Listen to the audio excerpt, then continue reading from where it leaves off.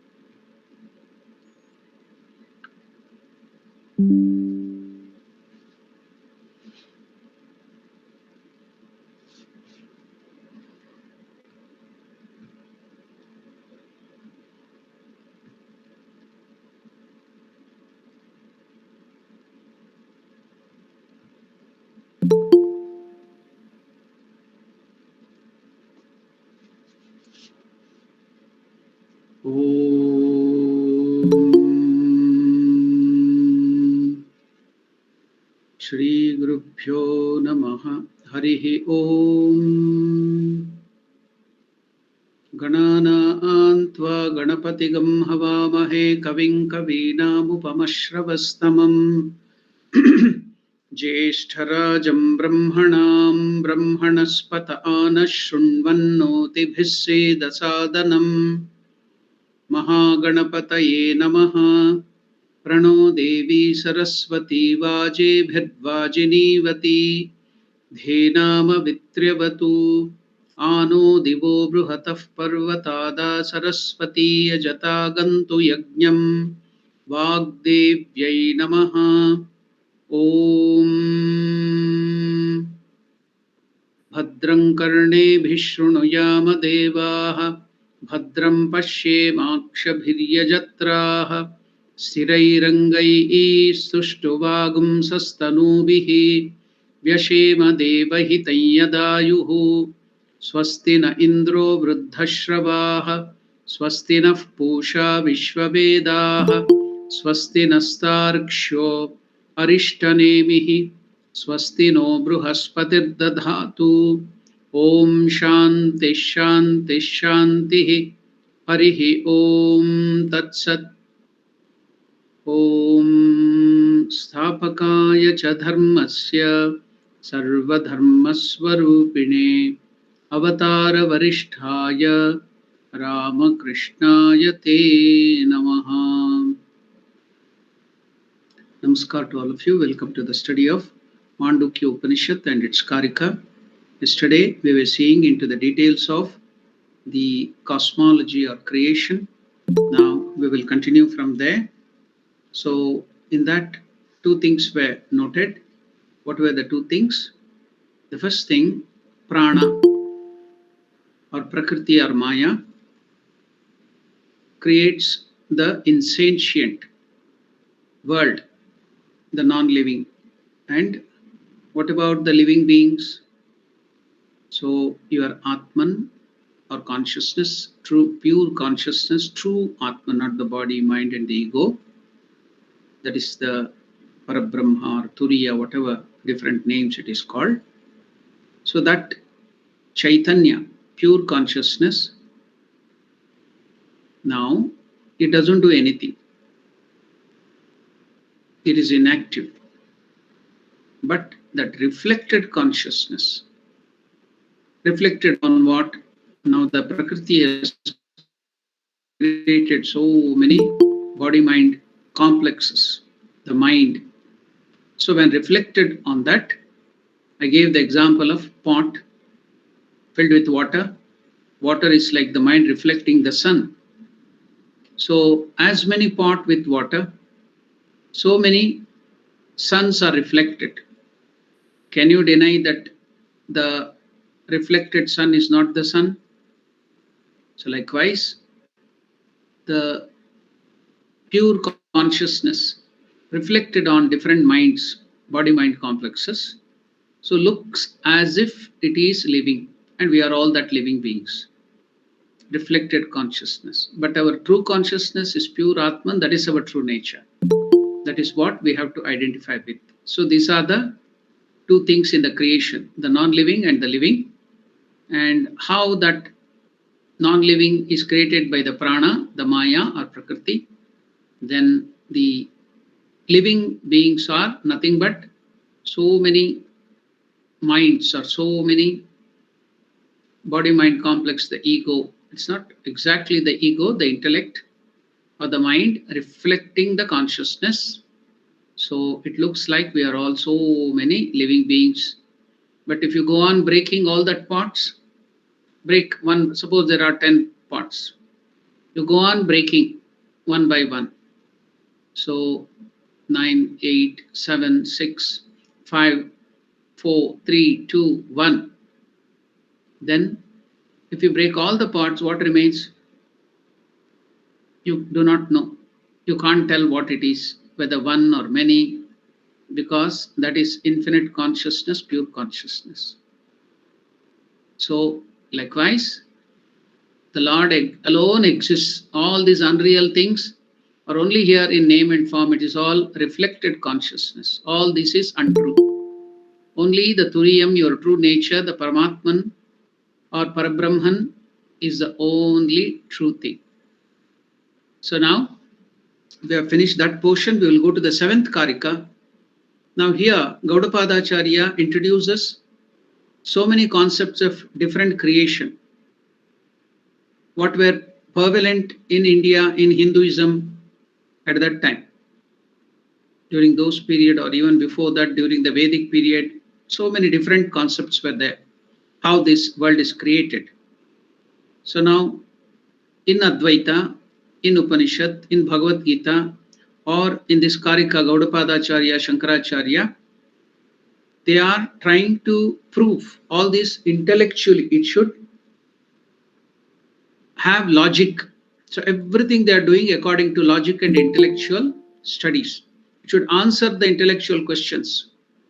But there are so many other theories which it will please your emotional heart, but it will not answer, it may not answer intellectually. It is just like now in the Bhakti Shastra, in the devotional Shastra, they will tell the Lord has created it for a sport. But if you put a question, why does Lord want a sport, or it is a game, then you don't have question, you don't have answers to that. So here in Advaita, everything is answered intellectually. There should be logic. It is based on pure science and logic. So now in the 7th and the 8th Karika, Gaudapadacharya will be introducing so many concepts at that time. During those period, there were different concepts of creation, so that all that concepts will be made. So all these are things about the unreal, untrue, name and form world. So what are we discussing all these things, separating it from God and discussing all these things, finally to deny all this is untrue, your true natures, to separate between the real and the unreal. So that is why we are doing all these things. Now let us see what other theories are there. Now in the 7th Karika, Vibhutim Prasavam Tvanye Manyante Srishti Chintakaha Swapna Maya Sarupeti Srishtir Anyai Vikalpita. That is the 7th Karika. What is the simple meaning of this? Some cosmologist during those days, whenever your Western world was not there, whenever the Western thoughts were not there, whenever the science had not even peeped or opened its eyes, at that time, 10,000, 20,000 years back, our great scientists, the rishis, munis, they have given their own theories. So let us study. Some cosmologists consider the creation to be the glory of the Lord Ishvara, glory of the Lord. But the creation is considered to be comparable to dream of Ishvara or something like magic of the magician by some others. God is all powerful, he can do anything. So just he wills and it will happen, just like magic. Like the magician will bring in so many things. He will show so many things, he will make so many things disappear. So likewise, the Lord, Ishvara, just like magic, he can create it. So that is another theory. The first theory, the cosmologists consider the creation to be the glory of the Lord, Vibhuti. Vibhutim means glory. But the creation is considered to be comparable to dream or magic. Dream is one theory, dream of Ishvara, or magic by some others. This is the Karika. Okay, let us go to the detail, what Gaudapadacharya is trying to tell through this Karika about creation. This topic of creation is a highly debatable topic in all systems of philosophy. Even now in science, some scientist tells something, after some years, another scientist comes, due to the new findings, he will tell that is all old is wrong, what I tell is true. So many new theories are coming up even in science. So even in so many other civilizations, thoughts like Greek, Egyptian, Syrian, Assyrian civilization, Persian civilization, Mesopotamian civilization, so many civilizations, they had their own theory of creation. So it is debatable. The topic of creation is highly debatable. But here in Advaita Vedanta, so they do it based on intellect, logic, no hearsay, nothing like emotion or something, belief. Everything will be proved and based on intellect. It's very scientific and based on logic only. So they will all compare. They will bring in all the different concepts of creation and tell this is this, why this cannot hold good. Okay, to deny all that, they will bring in. So that's why the topic of creation is highly debatable topic in all the systems of philosophy. Whichever religion you take up, there is dispute. Whether it is theology, whether it is atheistic system, whether it is theistic system, whether it is science, it is all debatable. Gaudapadacharya says that varieties of theories are held by varieties of people, including there are so many theories in Vedas, in Puranas, and Gaudapadacharya enumerates them. Hundreds of questions about creation and life comes up in the life of all the people. Hundreds of questions. All of you will have how, why, where. If I now tell one theory, then you will have 100 questions. So it is always like that, not now. from the beginning of creation, who don't know when was the beginning. So hundreds of questions about creation and life, whether it is insentient or sentient, living or non-living, about this creation comes up in the lives of people. Some of the debaters of creation point out that creation, some people tell it is a glory of Lord, the Lord's glory, Vibhuti. Now in Bhagavad-Gita, 10th chapter, the 10th chapter of the Bhagavad-Gita is itself called, do you know the name? Just like the first chapter is called Arjuna Vishada Yoga, the second chapter is called Sankhya Yoga or Gnana Yoga, the third chapter is called Karma Yoga, there are Bhakti Yoga, like that. The 10th chapter is called Vibhuti Yoga. What is meant by Vibhuti? Glory of the Lord. So the 10th chapter of Bhagavad Gita is a description of the creation being the glory as the glory of the Lord. Because what is Bhagavad Gita? Bhagavad Gita is nothing but the essence of Upanishads only. Lord Krishna at that time in the Dwapara Yuga, 30,000 years back, the Upanishads were very old, 60,000, 100,000 years back, Upanishads. So people had lost touch with it. So Lord Krishna had to come back and connect it to the life, present day society during 30,000 years back. And that is, he gives in all that whatever essence of the Vedas during 30,000 years back. That is nothing but the essence, summary of those Upanishads. Now in that 10th chapter of Bhagavad Gita is a description of the creation as the glory of the Lord. Vibhuti Yoga, if you go through the Bhagavad Gita, you can find it yourself. I can't go. If I now go there, then I'll be missing the bus here. So let me not go into that. Let me concentrate on the Karika and let me concentrate on the Mandukya Upanishad.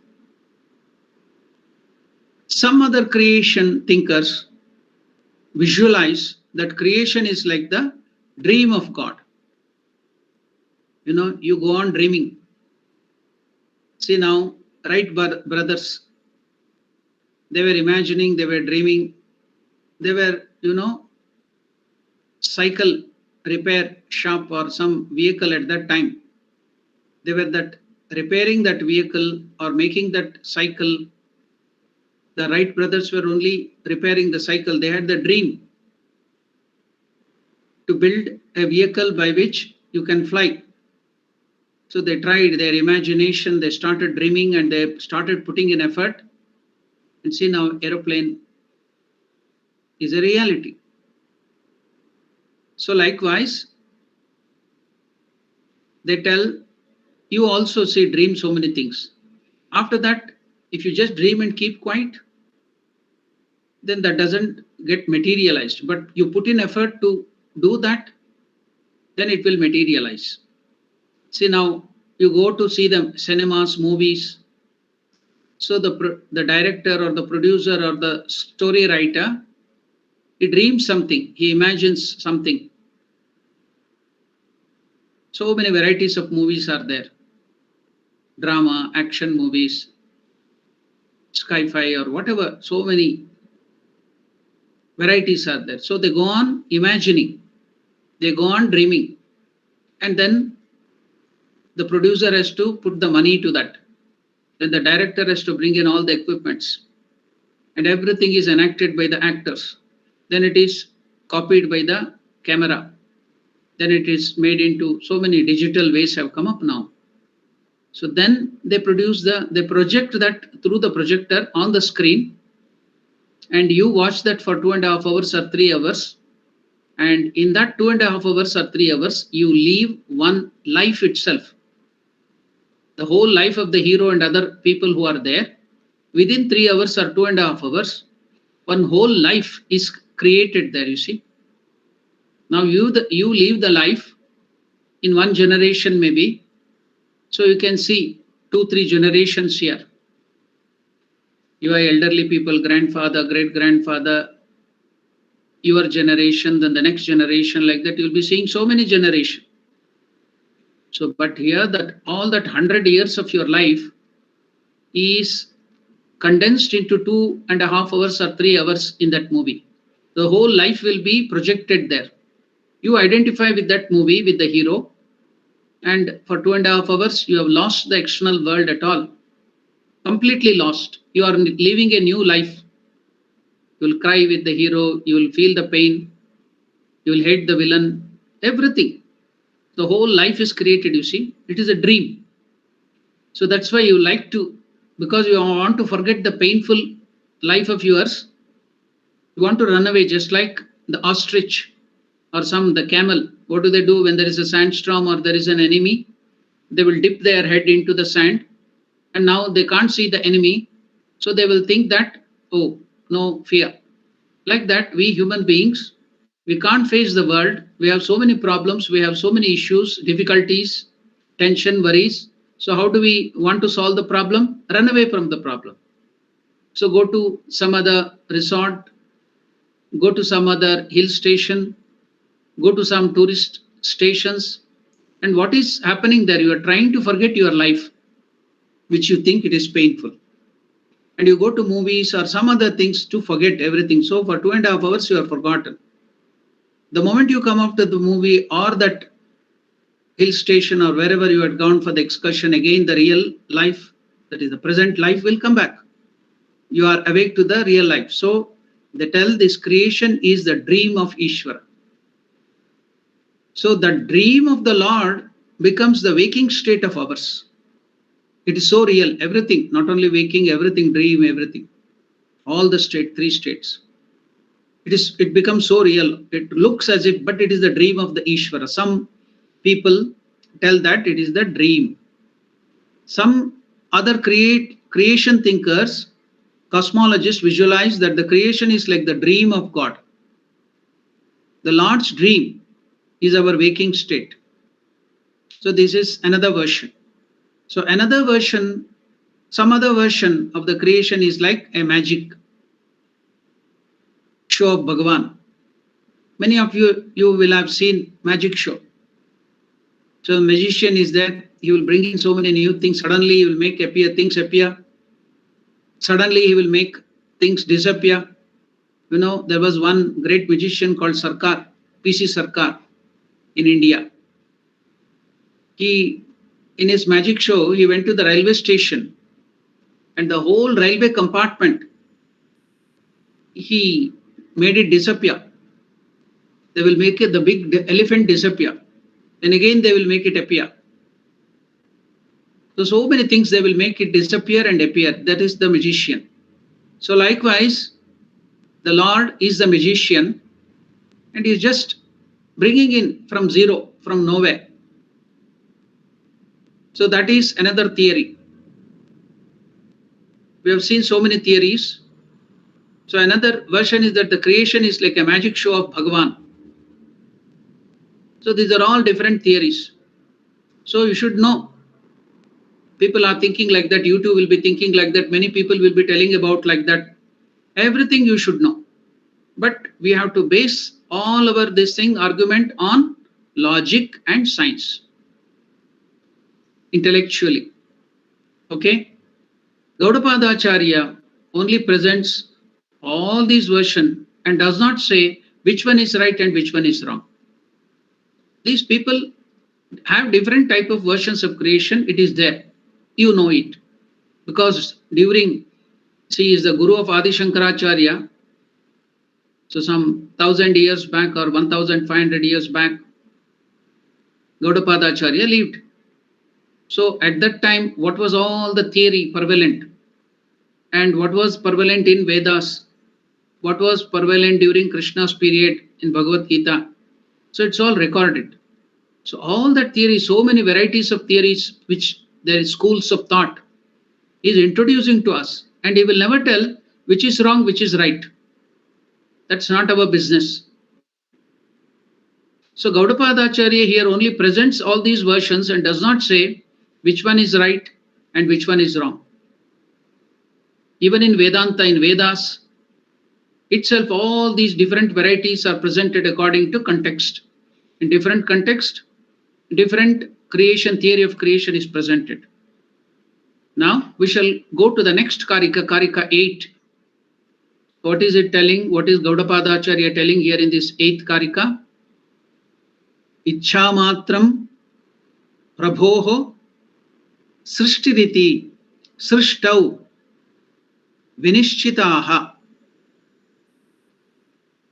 kalat prasutim bhutanam manyante kalachintakaha. So this is the 8th Karika. What is Gaudapadacharya telling here? In respect of creation, some are convinced that the creation is a mere will of the Lord. See here another thing, another version, will. Ichha Shakti, will. See, you have willpower. I'll get up in the morning, I'll do this work. So you will make a will, and also you will write the will of your property, where should go all that money and everything should be given to. So will, same thing. So I will do this much of work today, will. I will give up this habit, willpower. So you have some willpower. So like that, this creation is happening. Some people are convinced that creation is mere will of God. Wonderful. Now there is one school of thought in Vedas. So many different schools are there in Veda, which Vedas agree, like Sankhya, then Vaisheshika, Nyaya. These are all different school of thought. Vedanga are also there, the branches of Veda. So one of them is like that, Jyotish Shastra. Jyotish Shastra, it's called Jyotish Shastra. What is that? How can you translate? It is not exactly that, but something like that. Astrology. Jyotish Shastra, astrology. Everything is based on time, calculation of time. So they think time is God. You know, one of the name of Shiva is Kala. So from that, the feminine form, the name Kali. You know Kali, that is means time. Kala means time. Kali means the feminine form of the time. So we worship the Divine Mother. One name of the Divine Mother is Kali. Means time, controller of time. Kala, Kali, Kali, some call it Kali, some call Kali, whatever. That is time. So here the astrologers or the Jyotish Shastra, the Vedanga, astrologers consider the origination of all the beings and this world to be from time. Kala, time. Time is everything to them. So that's why astrology, there is only calculation of time. When was that child born? What Galiga, what this thing Kala, what was the time, what was the star at that time? So accordingly they will tell what will happen to that child, everything they will write. So time according to them. Okay, let us see what is Gaudapadacharya telling about. Some other debaters point out that the creation is the will of God. Wonderful. Bhagavan was alone present in the beginning. So in Taittiriya Upanishad also this theory is given. The Lord was present alone in the beginning. When there was darkness in darkness, when darkness was eating darkness, Bhagavan was alone present in the beginning and he willed for creation and it came out of his will. So that is one of the theory. There are certain, they are very certain about this and maintain that their version should not be questioned. If you go to the devotional aspect, like the devotees of Shiva, the devotees of Divine Mother, the devotees of Vishnu, they all tell this. They are very certain about this. It's the will of God. God willed and it happened. So they are very certain about this and maintain that their version should not be questioned. But there are some other versions, they say that Bhagavan is not responsible for the creation, but it is all because of kalam, kala, time. All this creation, all the living beings come into existence, all these things come into, all this is happening because of time. Time is responsible for the arrival of creation. So astrologers, Jyotish Shastras, who always base everything on time, hold this view. So now we will go to the 9th Karika. So what is Gaudapadacharya? See, he is all telling at that time, long back, or from the time of Vedas, from thousands of years back, in Hinduism, in our Indian culture, civilization, all these different varieties of theory of creation was there.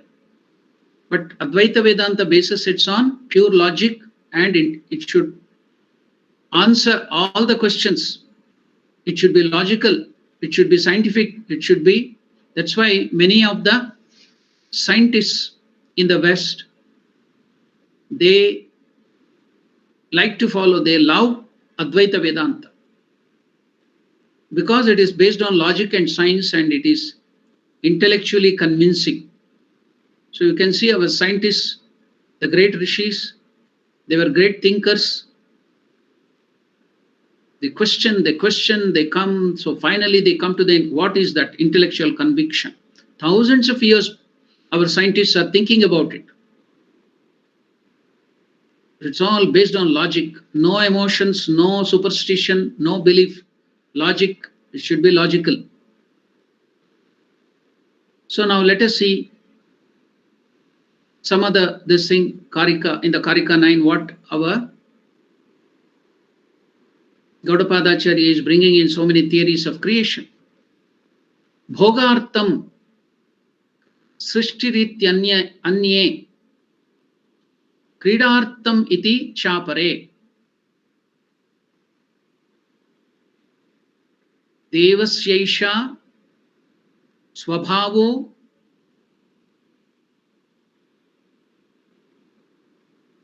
yamaptakamasya ka spruha. This is the 9th Karika. What is Gaudapadacharya telling in this 9th Karika? Some people consider that the creation is for the enjoyment of the Lord. Leela. The Lord wanted to play. Leela. Leela Shuka. See, in the hand of Shiva, there will be one diya. The Divine Mother, Raja Rajeshwari, she will be having a parrot in her hand. It's called Leela Shuka. So, different hands. Why the Hindu gods and goddesses are having so many hands? The permutation and combination, all that they catch hold of, the Pasha, Ankusha, Trishula, Damaru, so many other things are there.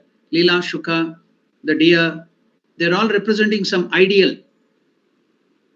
So when you see the images in the Hinduism, there are so many varieties of gods and goddesses in all that. Why do they show that hundreds of hands, 10 hands, 8 hands, Ashtabhuja Durga, Dashabhuja Durga, 4 hands. So if he catches hold of Gada, Shanka, Chakra, Padma, so they all represent some ideal. They show that. I will give one very, very simple ideal. Now people are afraid of one of the god, that is Shani, Shani Graha. There is nothing to be afraid. It's just like one officer or a judge or a minister. So let us see what is this Shanishchara, Shani Mahatma having in his hands. What is his mount? See, also you have to see the mounts also. Gods and goddesses have different mounts. Vahana, Garuda Vahana, Mushika Vahana, Nandi Vahana. So like that, what is the mount of Shani? Crow. You know, there is a bird called crow. What does the crow do? In India, you can find a lot of crow. Here in South Africa, I don't see, very rarely. And the color of the crow is not black. It will be different color, white. Some white patches are there, white crow, and little black patches. The same sound will be, that ka sound will be there, but a little different sound will be there. So there are 2 types of this thing in the crow variety. One is called raven, jet black, full and bigger in size. and little light black, that's called crow, raven. So these are all the varieties of raven, maybe. Whatever that might be, let us not go to that. So crow, what does the crow do in India? They all eat the dirt and filth and thrown by the people there outside. So they clean the city. They clean the city, town or city or the village, whatever dirt they put, the people throw it away, the food material or anything dirt, they clean it. Or a dead rat or a dead thing, dead animal, everything they clean it. Then that is the amount of our Shani Mahatma or Shaneshwara. Then what is he having in another hand? Broomstick. He has varieties of hand. In that one of them is broomstick. Why should a lord hold a broomstick? What is there? Says varieties of there in the different hands. Broomstick. What do you do with the broomstick? You clean the house. Inside of the house you clean it. Outside also you clean it. But inside of the house you use the broom to clean. So now what is it representing the Lord here in the form of the Graha, the planet Saturn? What is the ideal? What is he setting that ideal? So he's cleaning the inside and outside of the living beings, human beings. The crow represents cleaning the outside. The broom represents cleaning our mind, our karma. We have done so many karmas. Sade Sat, they will tell. Sade Sat means 7.5 years. So he will come in for us in our life for 7.5 years. He will bring in all the bad karmas we have done. The wrong karmas, the bad karmas, sins. So he will make us undergo quickly all that 7.5 years. And what is he doing that? Otherwise you have to go to hell and suffer. So in this living thing itself, he will make us suffer quickly and he will purge us of our impurities. He will cleanse us so that you need not go to hell and suffer there. Is he not helping you? So now when you get difficulties for 7.5 years, what will you do when you get difficulty? As Holy Mother Sharda Devi is telling, miseries are gifts from God. Why? Now in the difficult time, you will remember God. You will turn spiritual. See, 2.5 years or 3 years of COVID, how it has changed your life for good. So likewise, difficulties will turn you spiritual. Otherwise, you will be just going on in your luxuries, bhoga, enjoying this world. You will not turn towards God or your own real nature. So the Lord is bringing in all those things in the form of this graha, giving us for 7.5 years and cleansing us, purging us of all the impurities, the sins, so that we need not go. That's why, see, it's a thankless job. Nobody is ready to do that. So it's called Mahatma. He's helping us. He's turning us spiritual. He's turning us towards God. He's turning us towards the reality of the life. But we are so attached to bhoga, enjoyments, that we are afraid. But in reality, is helping us. So, see, the permutation and combination of all the different things are showing us. They are standing for some ideas. The crow for the external cleansing, the broom for the internal cleansing of our mind, of our whole personality. Whatever that might be, I've just given you an example. So here, the Leela Shuka, the Divine Mother, Raja Rajeshwari or Lalita Parameshwari, she will have a parrot in the hand. Parrot, you can see the image. Why that parrot? Leela Shuka. All this world, all this happening in this world is the game of the Lord. Play, for play. Shiva is also having Nataraja in that one deer. Is having in one hand deer. What is that? Play. This whole creation he has done, the Lord has done as a play. So this is one of the view. There are people who think that the Bhagavan, Ishvara, has created this world out of his will. And when asked about the purpose of Bhagavan in producing this world, she has done it out of will. Now question comes. Why? How? Where? What? All that questions will start coming. He has willed. There was no creation. He willed and it got created. Why did Ishvara or Bhagavan will it so?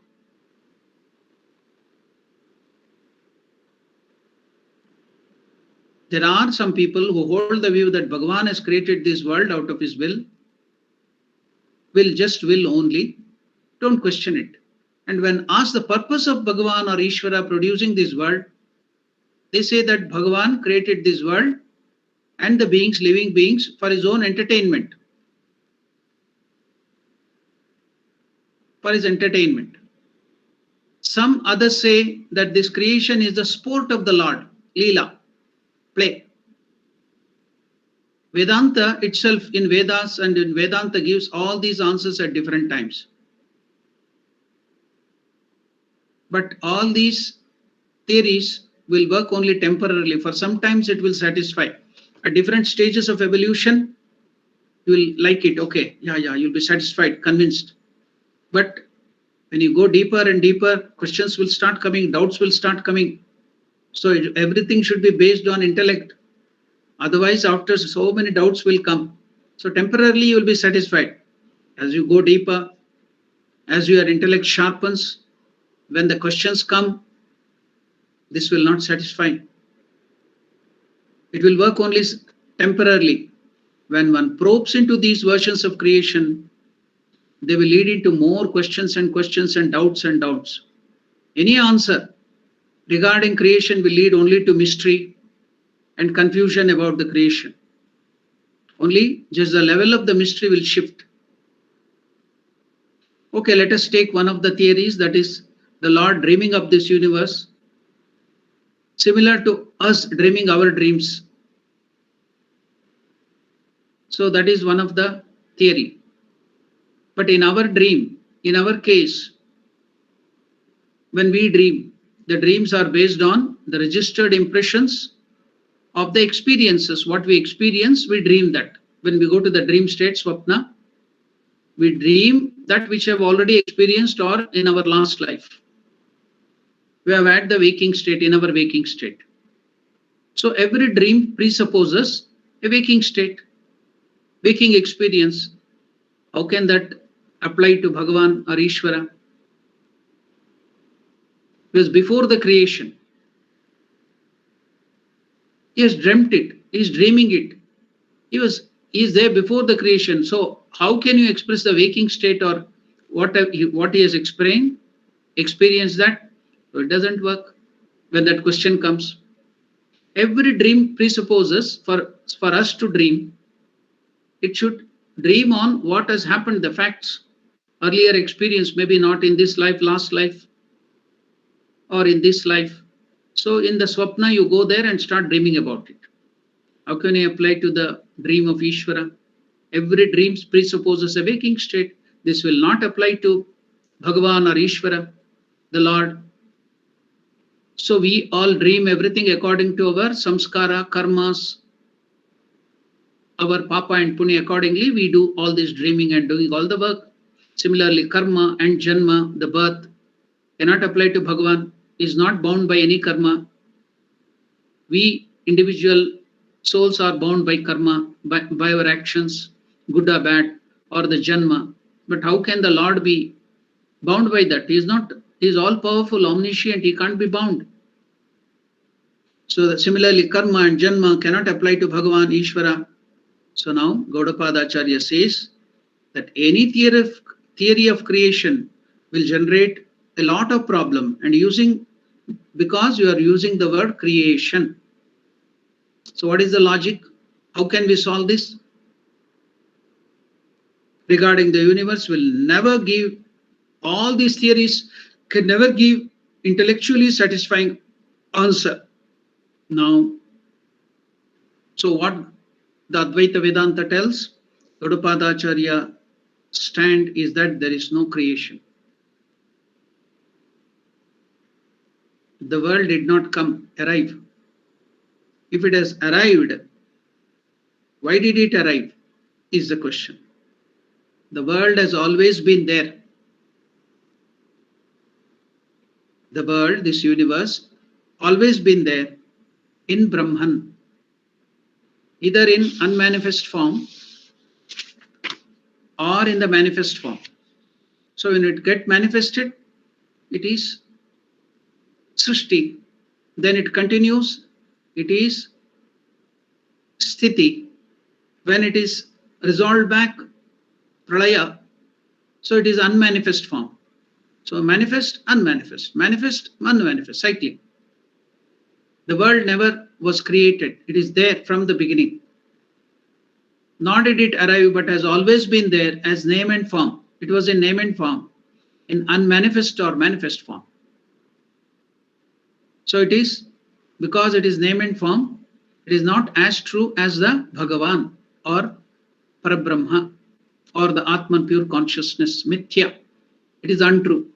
How is it untrue? We'll give the explanation. Now the question will come in your mind. If it is always existing with the Parabrahman, how can you call it untrue? Then we will give an example for that. So it is Mithya, untrue,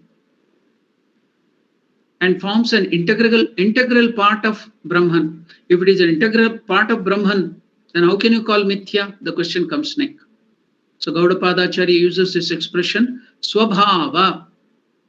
Swabhava means natural, meaning integral, non-separable, part to refer to the universe. This universe, which is Mithya, untrue, only untrue means not that it doesn't exist, but it is only in name and form, was never created by Bhagavan. It never arrived at a particular time, but has always existed in Brahman. How? So the creation does not have any beginning or end. Anadi Ananta. Referring to this, in the 15th chapter of the Bhagavad-Gita, Lord Krishna says, its form as such is not perceived here.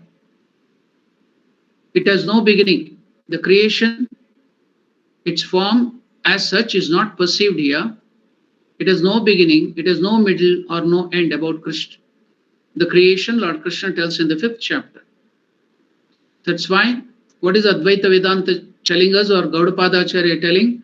Drop the word creation, don't use the word creation, and you will get out of the confusion. Now, it may lead to another question. You are calling it Mithya, and at the same time you are calling it a natural and integral part. You are telling that universe, this universe, whole universe is an integral part of Brahman or pure consciousness. Does it not contradict our original assertion that Brahman does not have any parts at all? It is Akhanda. See, Advaita Vedanta doesn't leave itself their own theories. It will question and question, cut into a center with the arguments. Everything should be answered logically. So they will question themselves. You are telling that Parabrahman doesn't have part, and now you are telling it is an integral part. How can that be?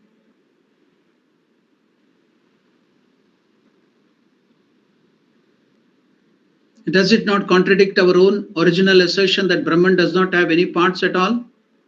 Now, answer will be given. What is that? The answer is Mithya, untrue means it's only name and form. Unreal means it is as good as not a part. Unreal, Mithya. What is Mithya? Which cannot be counted or taken into account.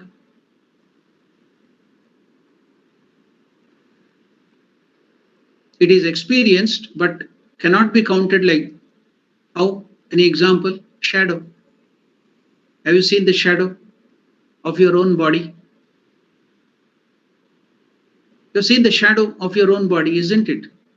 It's an inseparable part of your body. Wherever you go, it follows you, shadow. But is it real? No. Like that, this is like the shadow. It's an inseparable part. It's your inseparable part, shadow. Can you escape? Wherever you go, it will follow you. So like that, this creation is an inseparable part of God. or Parabrahman or pure consciousness, but it's a shadow. It is mithya, it is untrue. Shadow will have all the features of the body, but cannot be counted as a second entity. Now, what were all this thing? That Brahman desire is this world. Brahman, how can Brahman have a desire to create the world? How can the Lord Brahman have desire? He doesn't have mind at all. Where is the question of desire? Desire is the root cause of all these problems, isn't it? How can Brahman, pure consciousness, have the desire to create the world? This cannot be answered by any argument. All the answers will lead to a lot of further questions. Bhagavan does not have a desire to create the world. But in Taittiriya Upanishad, the temporary description of Bhagavan having a desire to create was given, but it is not the real description. The real description, the real explanation of creation is that there is no creation. So the world is existing in the name and form, in the unmanifest form it manifests, it stays there for some time, again goes back to unmanifest. The example is given is just like a shadow. It was always there. From the beginning it is there. It will be there. So no creation, it is only projection manifesting and goes to unmanifest, that's all. So now all the theories of creation is over, and intellectually convincing answer that don't bring the word creation. It's only projection, manifestation and going back, unmanifest, that's all. But it is not an integral part, it is just like the shadow. So the whole theory of creation is over. It will come again in the 3rd and the 4th chapter of the Karika. Now let us stop the thing here. We will go to the important, very important mantra of the Upanishad.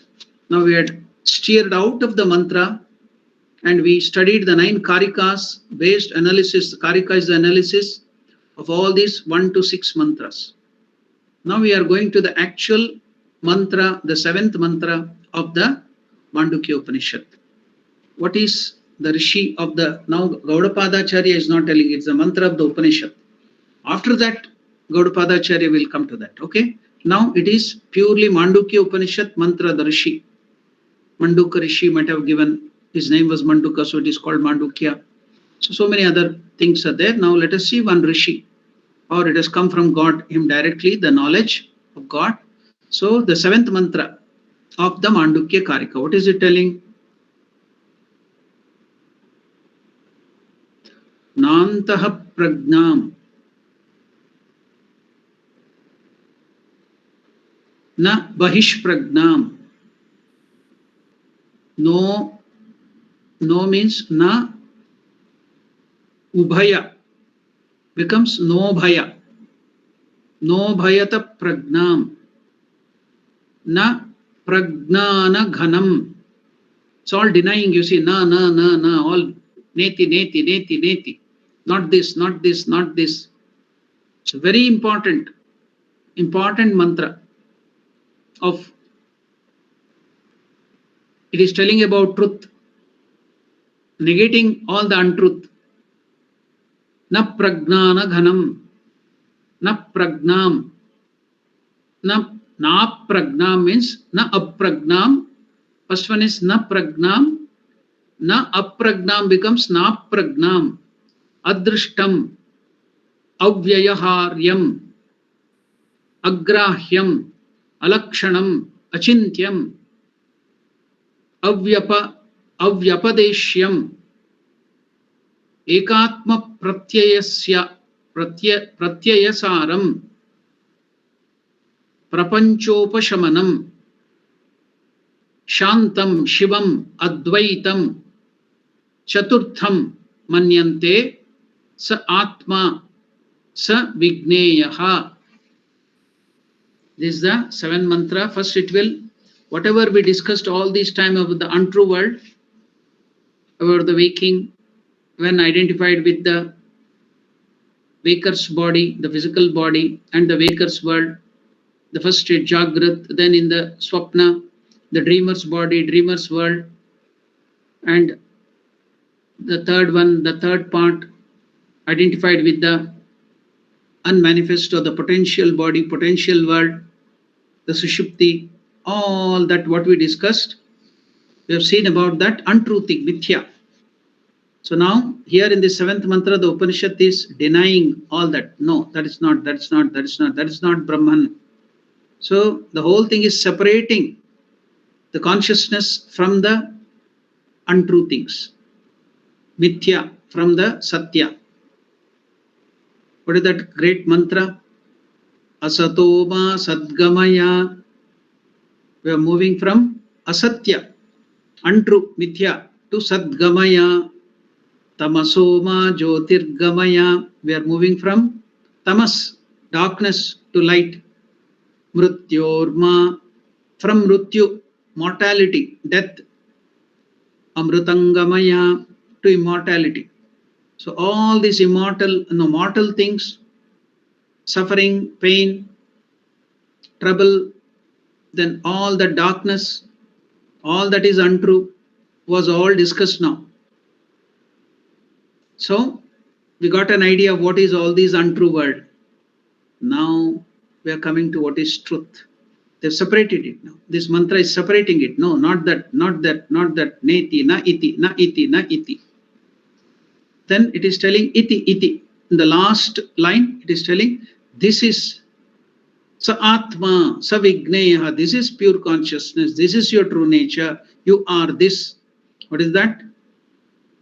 Shantam, tranquil. Shivam, tranquil means no disturbance. Shivam, auspicious. Advaitam, no second. They will not tell one, no second. Advaitam, dvaita means two. Means no, non-dual. Chaturtham, you just give the name fourth, it is not fourth quarter, beyond that three. Manyante, sa atma, this is Atman. Sa vigneyaha, you should know that, you should understand that.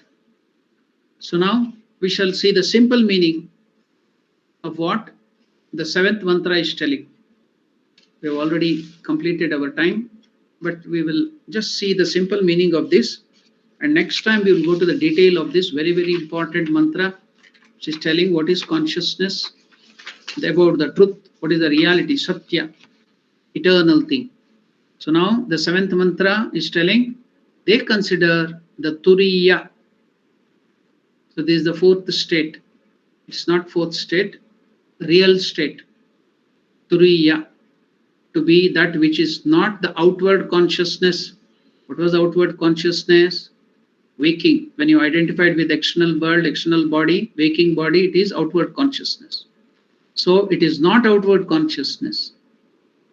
So what is that mantra tell that about the outward consciousness?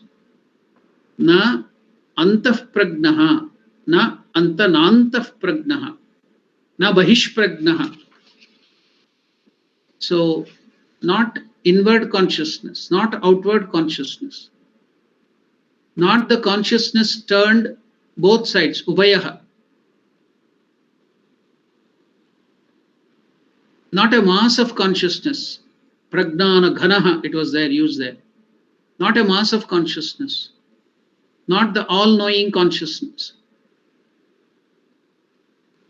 not unconscious, beyond perception. It is beyond all perception. It is beyond all transaction. It is beyond all grasp. It is beyond inference. What is inference? Anumana. Anumana means, see, there are so many means of knowledge. Direct perception, pratyaksha darshana, is all through the indriyas. You are seeing everything. You are hearing everything. You are touching it, all direct perception. What is the other means of knowledge? Anumana. Suppose there is fire beyond. After that hill, there is smoke coming up. What will you infer? That there is fire. smoke is coming up. So definitely there should be fire. Without fire, there will be no smoke. So you don't see the smoke, sorry, you don't see the fire, but because you see the smoke somewhere far off, behind that building or behind that hill, so you infer that there is fire. So that is inference. So yeah, Anumana, in Sanskrit it is called Anumana Inference. So this Atman, that is your true nature, your consciousness, is beyond grasp, beyond transaction, beyond perception, beyond inference. You can't grasp it by Anumana, also inference, beyond thought. You can't think about it and come to conclusion. Beyond description, you can't describe.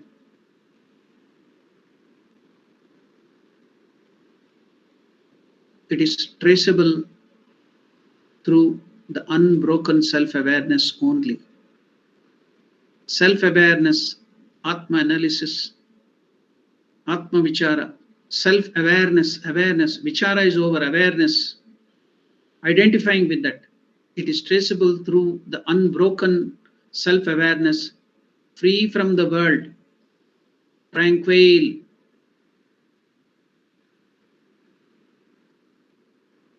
Shivam, auspicious, Advaitam and non-dual.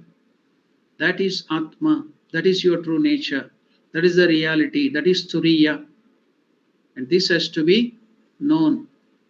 Vigneyam means you have to experience it. You become that, you identify with that. So this is the seventh very, very important mantra. So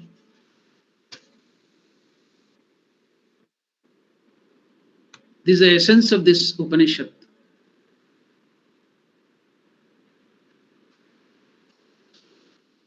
So if it's the essence, we have to go through that very, very, because we have now separated everything what is untrue. We learnt about the untrue world, Mithya. So in the second mantra, the Upanishad introduced the Atma with 4 quarters. The 3 quarters were explained in the mantra 3. First quarter, we saw about the waking, Jagrat, Vishwa and Virat. Then the 4th mantra, we saw the second quarter. There we saw the dreamer's world, the Swapna, Taijasa and Hiranyagarbha. And in the 5th and the 6th mantra, we came to know about the 3rd quarter, that is the Sushupti, deep sleep state, Prajna and Ishvara. In each of the mantras, the Upanishad pointed out that each quarter is the name of I, the Atman, pure consciousness, that is your true nature, yourself. The consciousness principle is identifying with all these things. I am called, I here means not your body, mind, ego, because body, mind, ego is also part of the world. It's only the internal nature, that is external nature. So I is pure consciousness, your true nature. I am called Vishwa when associated with the waking state. I am called Taijasa when associated with the dream state, and Prajna when associated with the deep sleep state. So it's my threefold association that make me Vishwa, Taijasa and Prajna. When what then is Turiya, the highest, the real? First it should be noted that Turiya is not associated with, there it is all association. When you associate with these 3 worlds, you become all these things. Your true nature becomes all these things. So what is Turiya? Here we have to dissociate. It is dissociation. It's not association. No more association. First you all associated that. Here in Turiya, it should be noted that Turiya is not association, but is the 4th state, but dissociation. From the previous 3 states, you are dissociating. Pure consciousness. I dissociated from all the 3 states, and the things obtaining there, the 3 bodies and the 3 universes, you are dissociating, and that is Turiya. How do I dissociate myself from the 3 states? We are always in one state or the other. Suppose one goes to meditation and samadhi. Can we call samadhi the 4th state in which one is dissociated from the 3 states? We will discuss that. in the next class. I think tomorrow it can't be possible. There are so many other programs. Day after tomorrow also we are having some programs. If the Lord wills, we will try to meet again for this class. The other classes will be there in the morning. That is Sunday and Monday morning, there will be the life of the direct disciples. But this class in the evening 6 o'clock may not happen tomorrow and day after tomorrow. That is Saturday and Sunday. We'll be meeting. We will, if God wills, we will try to meet in the meet on next Monday. Then if the class is there, I will send you the message or the link. So now if you have any questions, if you have any doubts on what we have discussed today about this Upanishad, you can ask. Any questions, any doubts? On the live chat, there are questions. Sid Ray. Pranam Swamiji. Swamiji, can you please elaborate how Manassas Sarovara is synonymous with Lord Brahma? So this subject is not connected with the discussion, but even then, so Manassas Sarovara is a physical water body there, reservoir. So you see that a river, origin of the river comes from there. It is called Brahmaputra. So the river which comes out of this Manassas Sarovara, because it is the mind of Brahma. Manasa means mind. Sarovara is that lake or reservoir of water. So now, for example, the pure consciousness is compared with the Kshira Sagara. Lord Vishnu on that snake is lying down in that ocean of consciousness. So that is called Kshira Sagara. Because the biggest thing you can imagine is the ocean. So consciousness is infinite. So we people always can think of finite things. So just to make us understand, Vishnu itself, the name itself is, Vishnu means Vishulru Vyapnoti, Sarvavyapi, who is everywhere. But we give him a form and then make him to sleep on that snake as the bed, and then we will see that that snake is in the Kshira Sagara. Kshira means milk, ocean of milk, milky ocean, Milky Way. So like that, these are all analogies, comparison. So now, for example, there are comparisons like simile, metaphor. So when you tell that somebody fought like a lion, what will you take? You have to read between the lines. Then if you ask, if somebody tell that he fought like a lion, he was brave like a lion, because it is comparing his bravery to the lion. If you ask, oh, where is the tail of the lion with him? It doesn't look like a lion. Does he have a teeth? Does he have claws? No. It's only comparison, metaphor.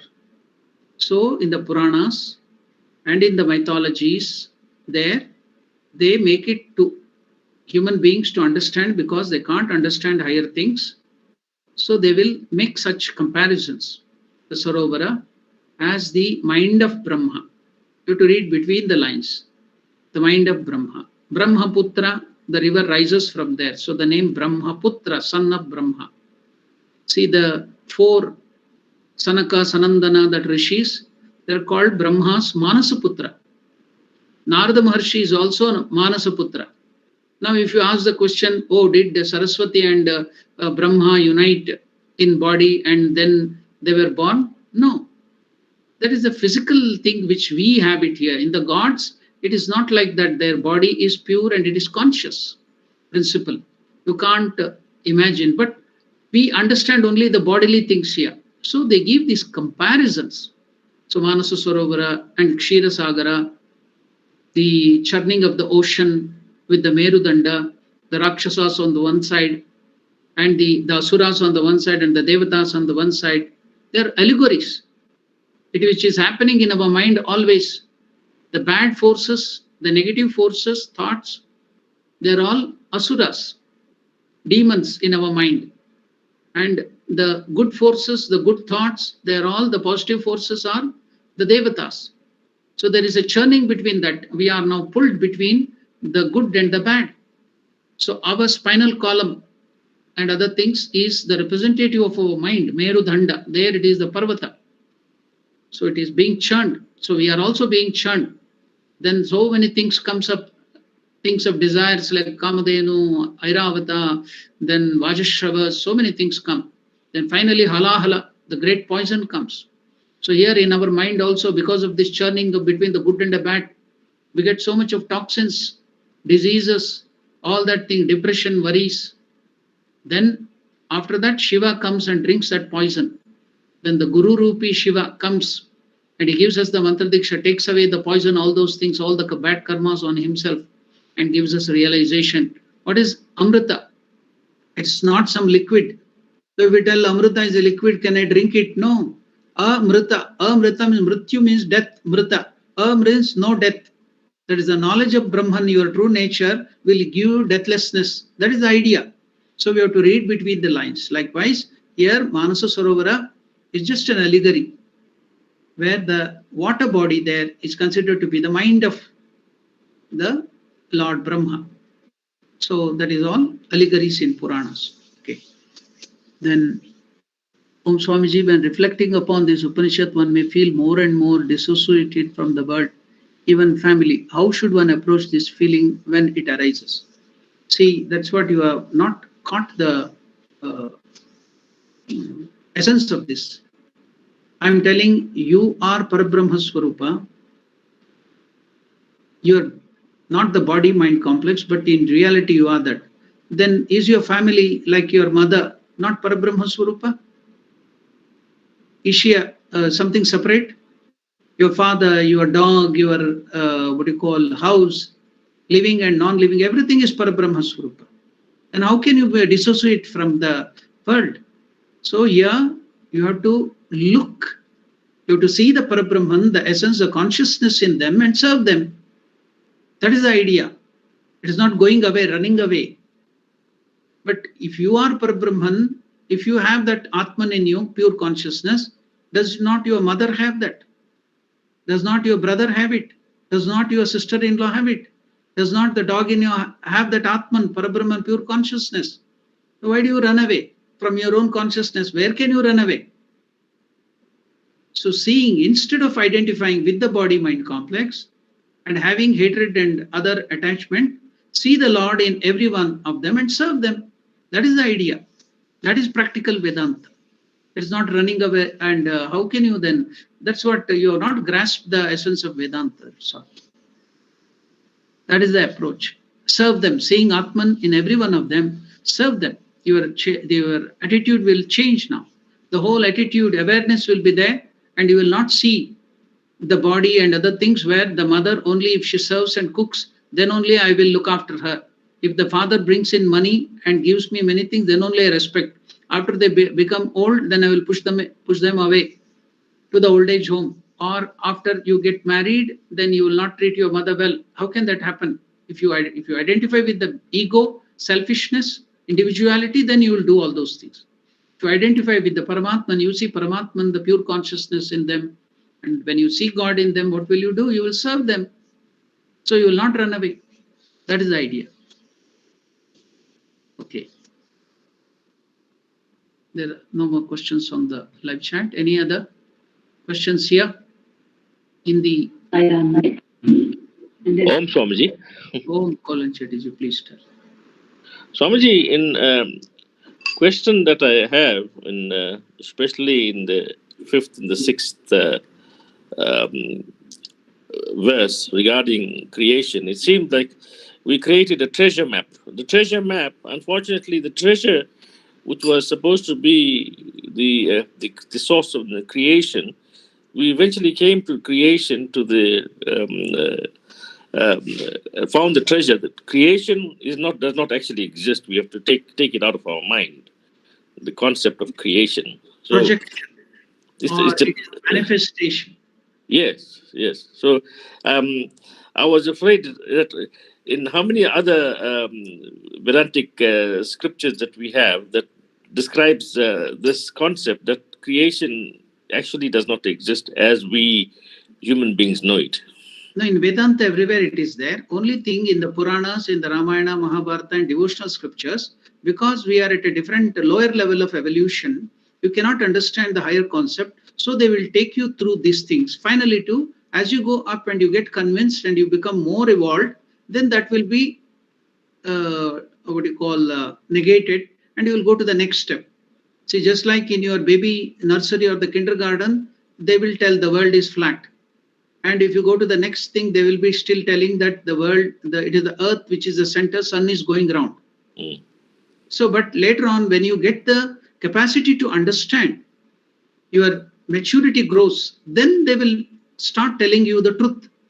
If you start telling all these things that the sun is not going round, it is static, but the earth and other planets are going round, your intellect is not mature to understand it.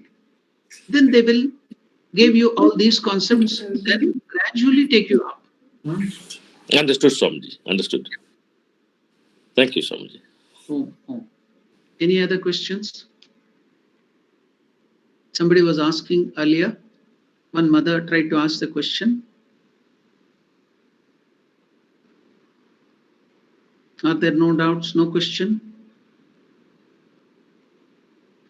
Okay. If there are no questions, no doubts, then I can conclude with the prayer. Om Purnamadah Purnamidam Purnat Purnamudachyate Purnasya Purnamadaya Purnamevavashishyate.